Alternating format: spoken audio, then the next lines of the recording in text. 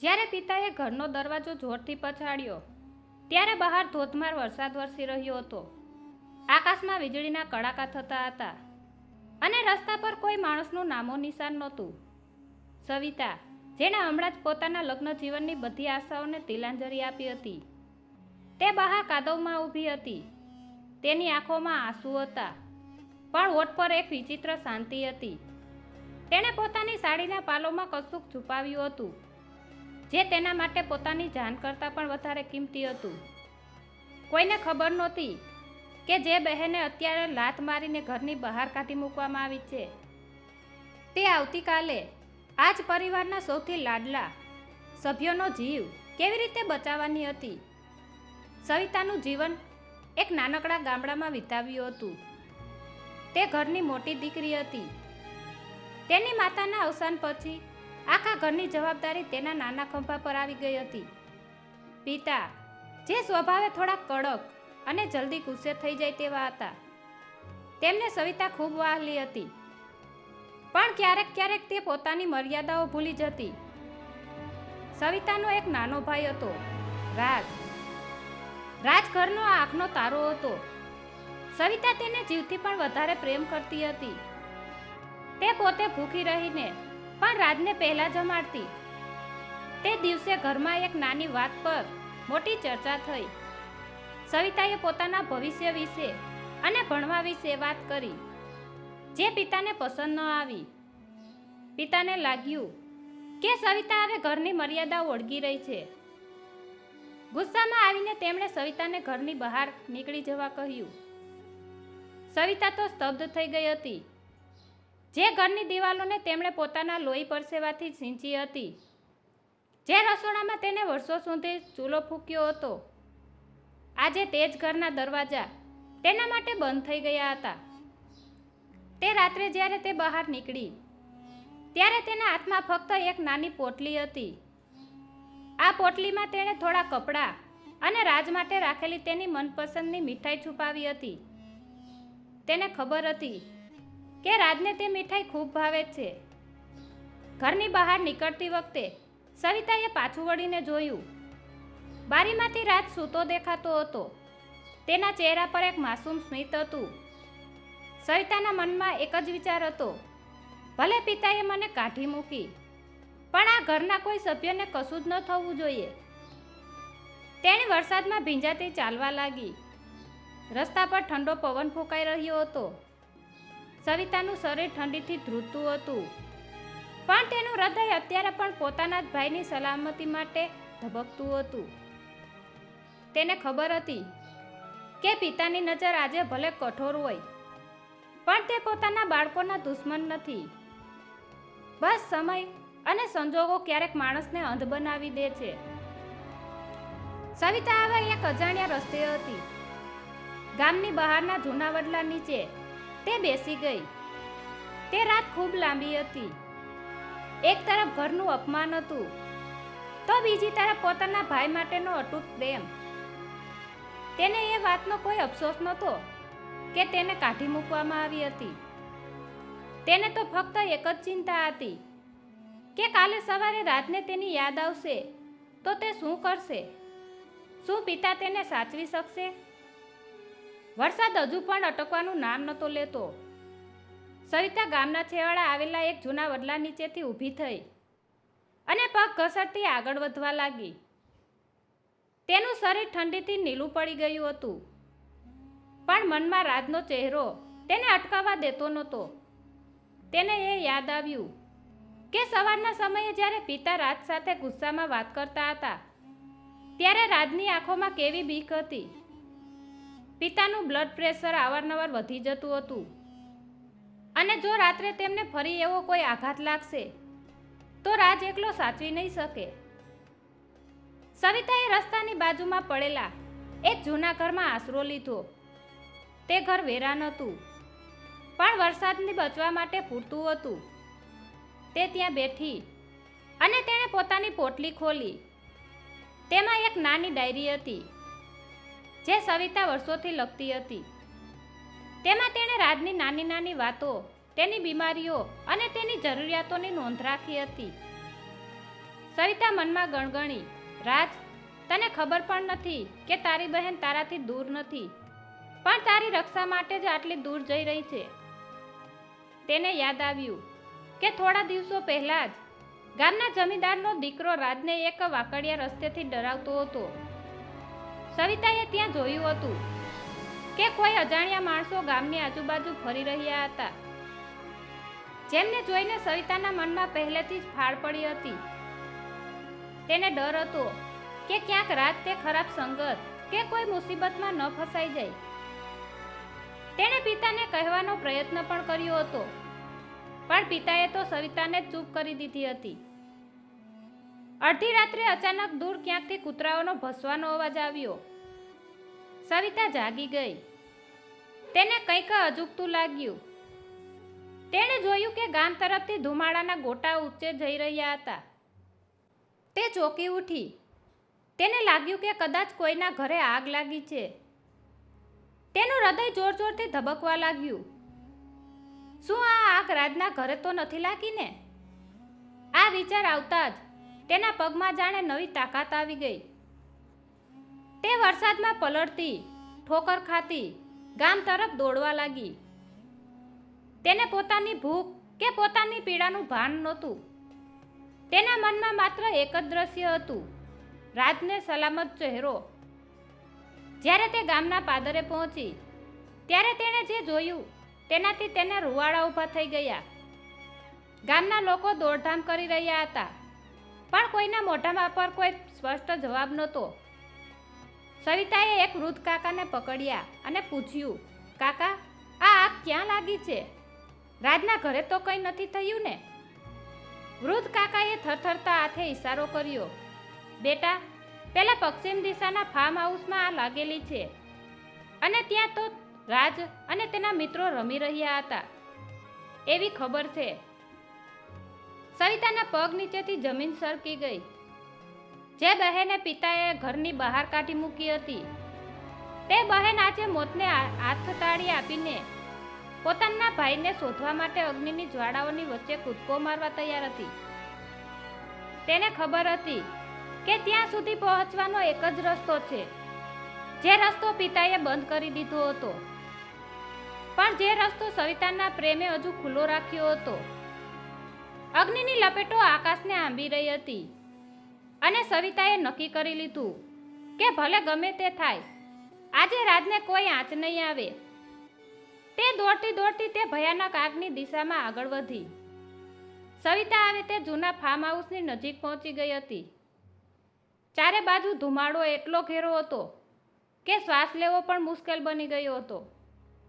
આગની ગરમી તેના ચહેરાને સ્પર્શી રહી હતી, પણ તેના મનમાં ઠંડક હતી. માત્ર રાજને બચાવવાનો નિશ્ચય.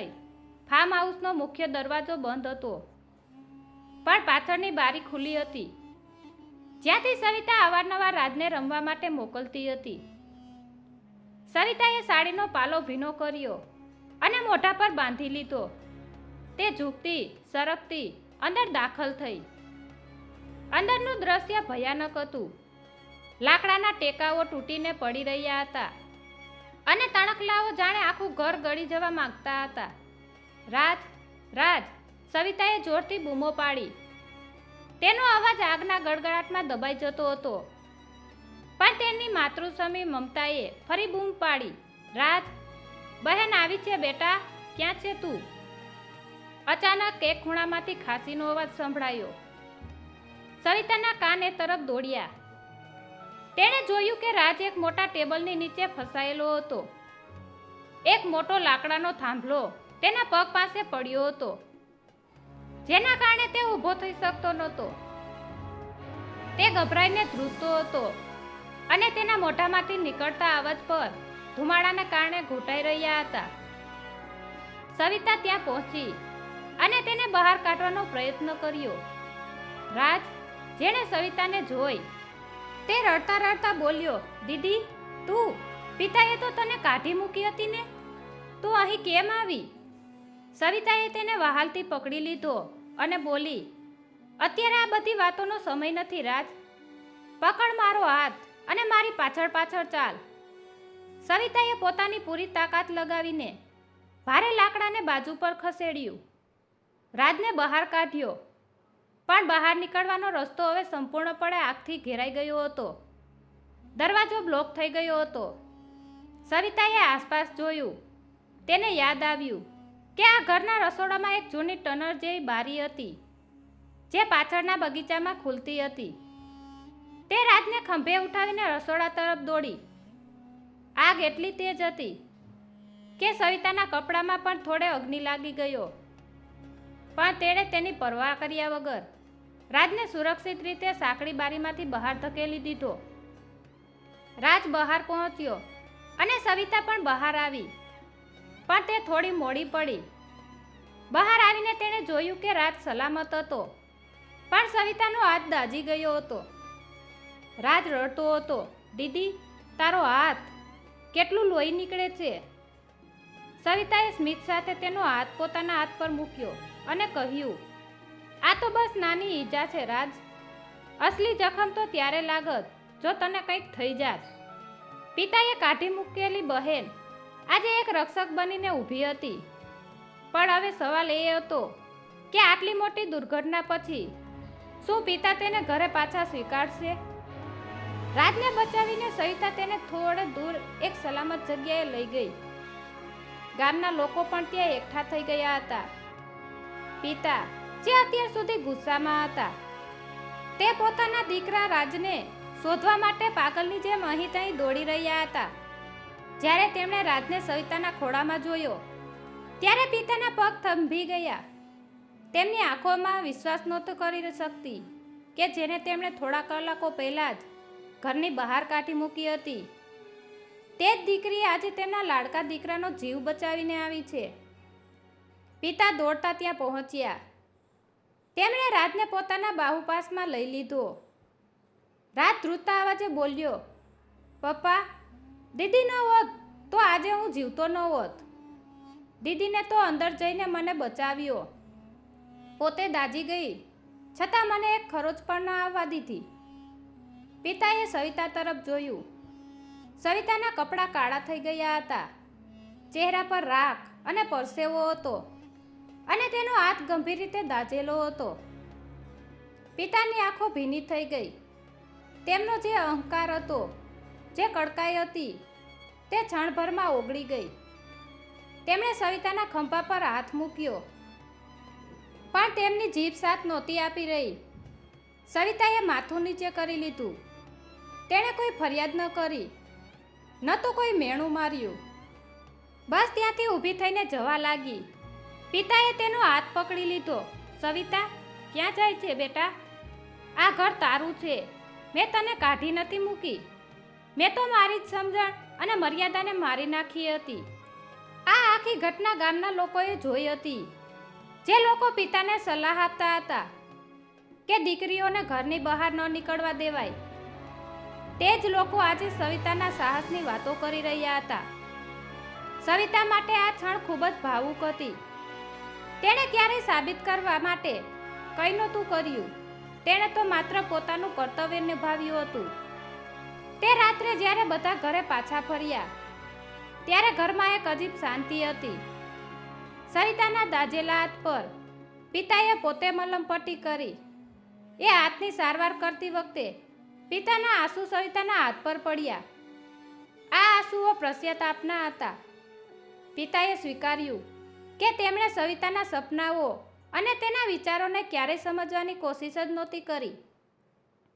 આજે પિતા સમજી ગયા હતા કે બહેન માત્ર ઘરની સભ્ય નથી, પણ ઘરની શાંતિ અને રક્ષાનું કેન્દ્ર છે.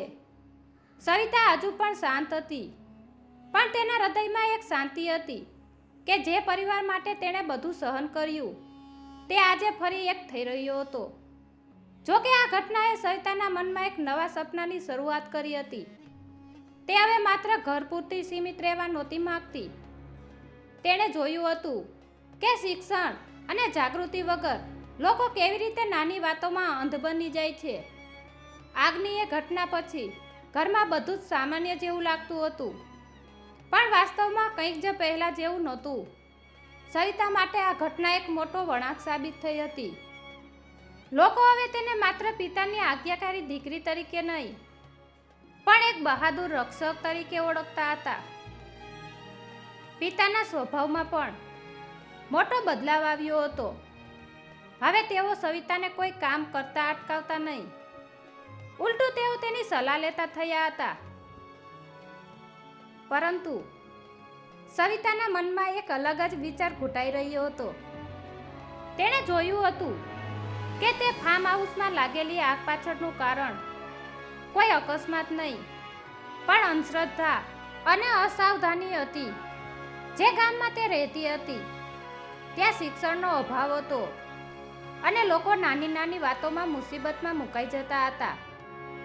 તેણે નક્કી કર્યું કે તે હવે માત્ર ઘરની દિવાલોમાં રહીને પોતાના સપનાઓ પૂરા નહીં કરે, પણ આખા ગામની દીકરીઓ અને બાળકો માટે કંઈક કરશે. સવિતાએ પોતાની જમાપૂંજીમાંથી નાની એવી બચત કરી અને ગામના પાદરે એક નાનું જ્ઞાન કેન્દ્ર શરૂ કરવાનો વિચાર કર્યો. તેણે પિતાને આ વાત કરી ત્યારે પિતા થોડા અચકાયા. તેમને ફરી જૂની રૂઢિચુસ્ત વિચારસરણી યાદ આવી, પણ પછી તેમને સવિતાનો એ દાઝેલો હાથ યાદ આવ્યો જેણે રાજનો જીવ બચાવ્યો હતો. પિતાએ મક્કમતાથી કહ્યું, બેટા, તું જે નિર્ણય લઈશ તેમાં તારા પિતા તારી સાથે જ છે. આ વાત ગામમાં ફેલાઈ. કેટલાક લોકોએ સવિતાના આ નિર્ણયનું સ્વાગત કર્યું, તો કેટલાક લોકોએ ટીકા કરી કે છોકરીઓ હવે ઘરની બહાર નીકળીને શું કરશે. પણ સવિતા હવે ડરવાની નહોતી. તેણે રાજની સાથે રાખીને ગામના બાળકોને સાંજ પડે શિક્ષણ આપવાનું શરૂ કર્યું. તે બાળકોને માત્ર ચોપડીઓનું જ્ઞાન જ નહીં, પણ મુસીબતના સમયે કેવી રીતે હિંમત રાખવી અને જીવ બચાવવો તે પણ શીખવતી હતી. ધીરે ધીરે લોકો સવિતાના કેન્દ્રમાં આવવા લાગ્યા. જે લોકો પહેલા તેને ઘરની બહાર કાઢવાની વાત કરતા હતા, તે જ લોકો આજે પોતાના સંતાનોને તેની પાસે મૂકવા લાગ્યા. સવિતાનો આ સંઘર્ષ માત્ર તેના ભાઈને બચાવવા પૂરતો સીમિત નહોતો, તે તો આખા ગામની માનસિકતા બદલવા માટેની હતી. તેણે પોતાની ડાયરીમાં લખ્યું, શિક્ષણ જે એક એવી શક્તિ છે જે દીકરીઓને ઘરની બહાર કાઢવાને બદલે તેમને ઘર અને સમાજનું ગૌરવ બનાવે છે. તેના આ કામમાં રાજ તેનો સૌથી મોટો સહયોગી બન્યો. જે ભાઈનો જીવ સવિતાએ બચાવ્યો હતો તે હવે તેની બહેનના સપનાઓ પૂરા કરવા તેની સાથે ખંભા ખંભા મિલાવીને ઊભો હતો. સવિતાએ સાબિત કરી દીધું, જો ઈચ્છા શક્તિ મજબૂત હોય તો કોઈ પણ મુસીબત તમારી પ્રગતિને રોકી શકતી નથી. સમય વહી રહ્યો હતો. સવિતાનું એ નાનકડું જ્ઞાન કેન્દ્ર હવે ગામની શાળાઓ માટે એક આશાનું કિરણ બની ગયું હતું. આજે એ જ ગામમાં સવિતાનો જન્મદિવસ ઉજવાઈ રહ્યો હતો, પણ કોઈ ધામધૂમથી નહીં, પરંતુ ગામના તમામ બાળકો સાથે મળીને વૃક્ષારોપણ કરીને. ગામના જે વડીલોએ એક સમયે સવિતાને ઘરની બહાર કાઢવાની વાતને ટેકો આપ્યો હતો, તેઓ આજે સવિતાની માફી માંગવા માટે તેની પાછે આવ્યા હતા. પિતા આજે ખૂબ ગર્વથી ત્યાં ઊભા હતા. તેમણે આખા ગામની સામે સ્વીકાર્યું, હું આજે સમજ્યો છું કે દીકરીઓ પરબોધ નથી, કે મર્યાદાઓનું બંધન નથી, પણ શિક્ષણ અને પ્રોત્સાહનનો આકાશ આપવું જોઈએ. સવિતાએ આજે માત્ર મારા રાજને જ નહીં, પણ આખા ગામની દીકરીઓની વિચારસરણીને નવી જિંદગી આપી છે. સવિતાની આંખોમાં આંસુ હતા, પણ આ વખતે તે દુઃખના નહીં, પણ આત્મસંતોષના હતા. વાર્તા એક એવી ઊંચાઈ પર પહોંચી હતી જ્યાં પ્રેમ, ત્યાગ અને સમજણનો સંગમ હતો. સવિતાએ સાબિત કરી દીધું કે સંબંધોમાં ક્યારેય કડવાશ આવે, પણ જો તમારી અંદર ક્ષમા અને સાચો પ્રેમ હોય તો ગમે તેવા દરવાજા ફરી ખુલે છે. રાજ હવે મોટો થઈ ગયો હતો અને તે પણ તેની બહેનની જેમ સમાજ સેવામાં કાર્યોમાં જોડાયો હતો. આ વાર્તા આપણને શીખવે છે કે પ્રેમ અને બલિદાનમાં એટલી શક્તિ હોય છે કે તે પથ્થર જેવા હૃદયને પણ પીગળાવી શકે છે. ક્યારેક સંજોગો આપણને અપમાનિત કરે, પણ જો આપણે આપણા કર્તવ્ય અને લક્ષ્ય પર અડગ રહીએ તો સમાજ અને પરિવાર આપણને જરૂર સ્વીકારે છે. દીકરી એ ઘરનું અભિમાન છે અને જ્યારે તે શિક્ષિત બને છે ત્યારે તે આખું કુળ તારી દે છે. મિત્રો, શું તમારી આસપાસ પણ કોઈ આવી સવિતા છે જેમના સપનાઓ ઘરની મર્યાદાઓમાં દબાયેલા છે? શું તમે તમારા પરિવારમાં કે સમાજમાં દીકરીઓના શિક્ષણ અને તેમના સપનાઓને પ્રોત્સાહન આપવા માટે તૈયાર છો? જો તમને આ વાર્તા ગમી હોય અને તમે માનતા હો કે દરેક દીકરીને તેનું સન્માન અને સપના પૂરા કરવાની તક મળવી જોઈએ, તો આ વાર્તાને તમારા મિત્રો અને પરિવાર સાથે શેર કરો. આજે જ પ્રતિજ્ઞા લો કે તમે કોઈ એક દીકરીને આગળ વધારવા મદદ કરશો. તમારા વિચારો અમને કોમેન્ટમાં જરૂર જણાવજો, કારણ કે તમારો એક નાનો પ્રતિસાદ બીજાને પ્રેરણા આપી શકે છે. આભાર.